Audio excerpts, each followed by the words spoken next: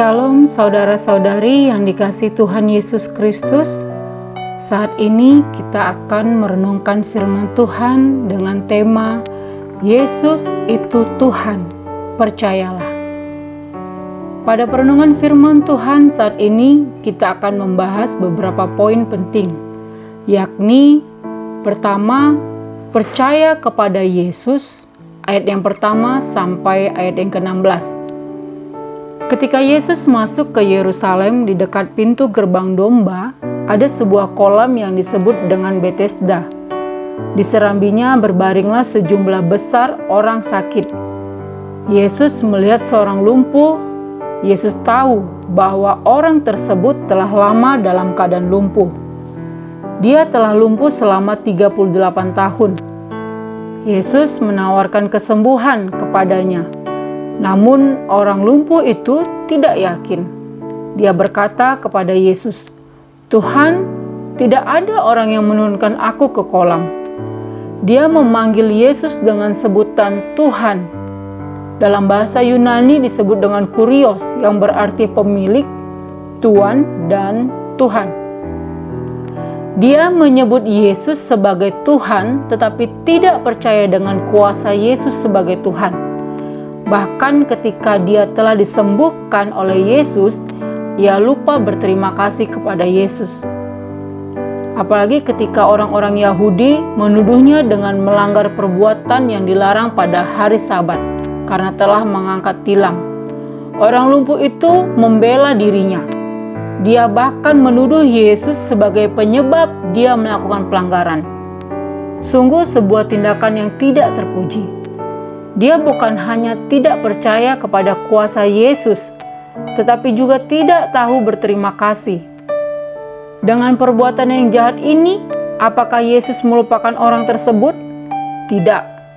Justru Yesus kembali menyapa orang tersebut dan berkata kepadanya, "Engkau telah sembuh, jangan berbuat dosa lagi, supaya kepadamu jangan terjadi hal yang lebih buruk."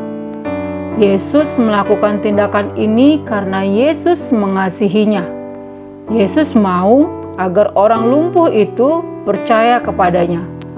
Karena tidak percaya kepada Yesus adalah dosa. Jika tidak mau percaya kepada Yesus, maka akan dihukum. Dan penghukuman itu akan lebih dahsyat daripada kelumpuhan yang telah dialaminya selama 38 tahun. Yesus bukan hanya Tuhan yang mampu memberikan kesembuhan. Yesus juga memberikan keselamatan, tetapi Dia tidak mau dipermainkan. Poin yang kedua, Yesus adalah anak Allah. Ayat yang ke-17 sampai ayat yang ke-24. Pada ayat 17 sampai 18, Yesus menjelaskan tentang identitasnya sebagai anak Allah. Dia bebas melakukan apa saja karena Yesus adalah Tuhan atas hari Sabat. Yesus juga menjelaskan bahwa sebagai anak Allah, Dialah yang akan menghakimi semua orang. Apa yang dibuat oleh Yesus pada saat itu juga merupakan perbuatan Allah karena anak dan Bapa adalah satu kesatuan yang tidak dapat dipisahkan. Injil Yohanes 1 ayat yang pertama sampai ayat yang ke-18 menjelaskan bahwa pada mulanya adalah firman. Firman itu bersama-sama dengan Allah dan firman itu adalah Allah. Firman menunjuk kepada Yesus Kristus, pembawa pesan dari Allah kepada semua orang dan yang menyingkapkan kuasa dan rencana Allah. Yesus adalah anak Allah yang dilahirkan sebagai seorang manusia. Sesungguhnya Dia adalah Allah karena Dia telah ada bersama-sama dengan Allah sejak semula. Dia telah ada di dalam dunia dan dunia dijadikan olehnya.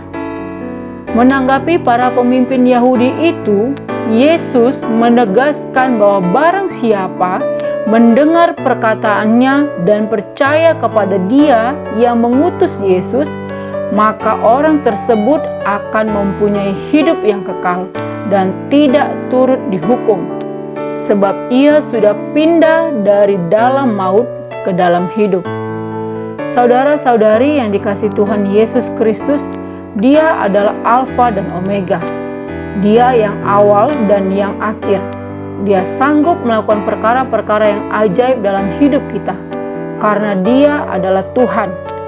Dia memberikan anugerahnya bagi kita, bukan hanya ada kesembuhan di dalam Yesus, tetapi juga ada keselamatan dan hidup yang kekal.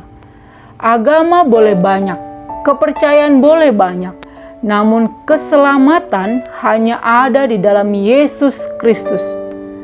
Percayalah, Yesus itu Tuhan. Demikianlah renungan firman Tuhan hari ini. Shalom.